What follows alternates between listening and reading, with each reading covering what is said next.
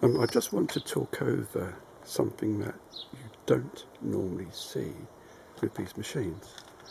And what it is this plastic arm which is linked into some of the control.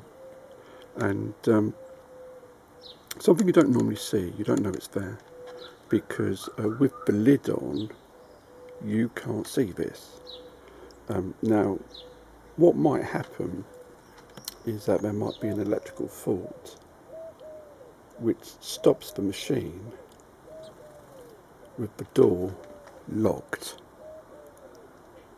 so you can't get at it. And as I say, if there's an electrical fault, then you're stuck.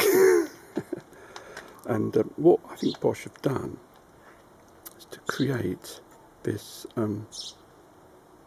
arm which you can pull out if you get something in there to clip here and then pull. And then you can activate it by turning it to the side. What this does is to release the lock. So I think this is an emergency release. If the device stops suddenly and locks the door. And there you are.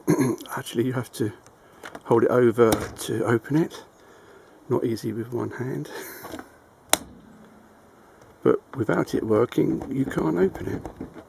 That's how you open a door that's stuck locked.